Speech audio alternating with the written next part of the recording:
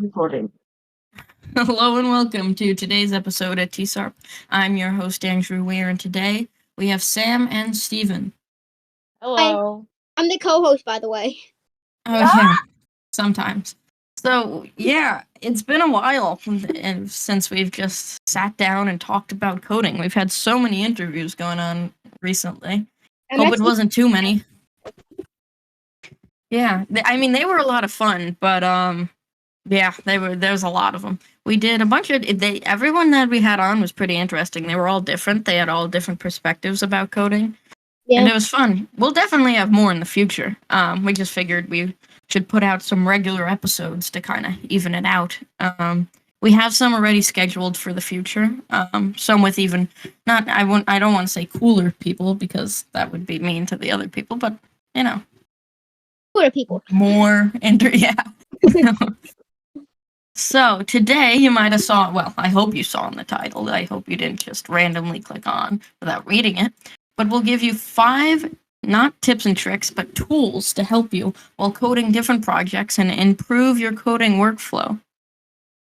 Yeah. So the first one, all these are kind of, you can use these, a lot of these work very well with web development, but they work with really any project too. But it mostly definitely helpful with web development. So, do you ever, this is like an ad, do you ever look for really good stock photos but can't find them for free? Well, then use Unsplash. I came across it recently, not even for stock photos. I was looking for cool wallpapers, and they have a lot of really cool free stuff. By the way, not sponsored. Wish it was. It isn't. So yeah, it's really cool. They have a ton of cool wallpapers, but also just great stock photos. Yeah, they do. Yeah, It helps me a lot when I need reference images. It just really helps.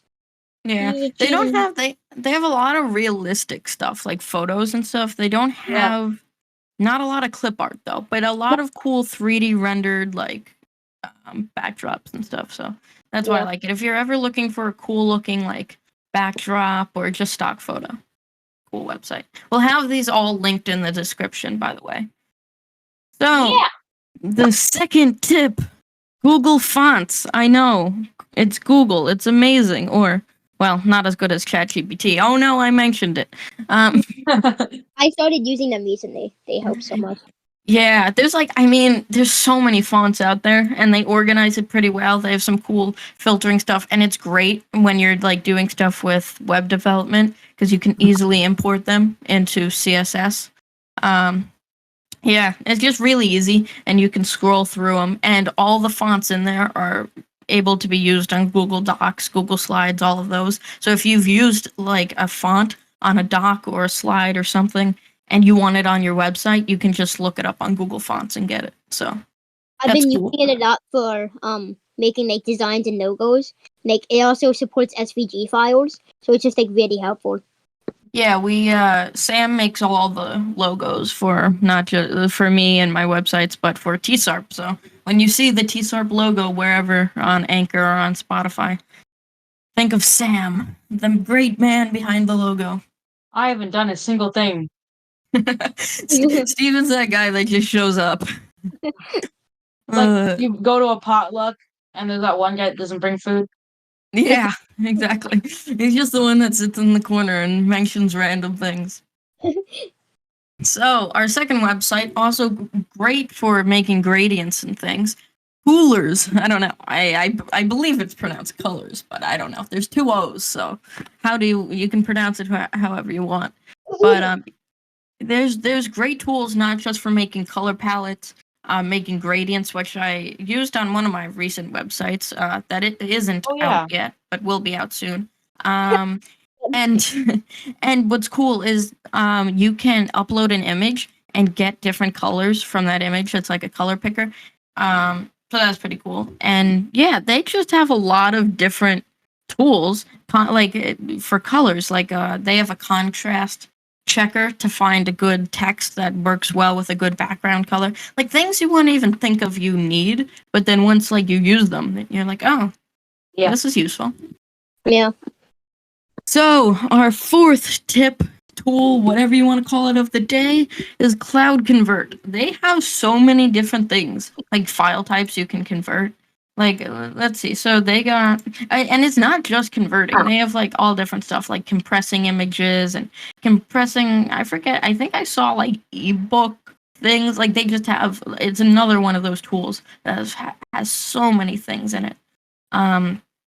But yeah, so you can convert all different things like PNGs to SVGs, JPEGs to SVGs, different presentation files too. Like if you have a PowerPoint and you want to convert it to something else, like it's anything you can think of, all different video formats, spreadsheet formats, all of them. Yeah. So yeah, like I get lost looking at all of them, and it's free. You know, all these tools are free. Some of them do have paid versions. But yeah, Cloud Convert is one of the best. You can only, I think, convert up to like 100 files a day. But if you're doing more than that, I think you might have a problem. You might just want to slow down. Yeah.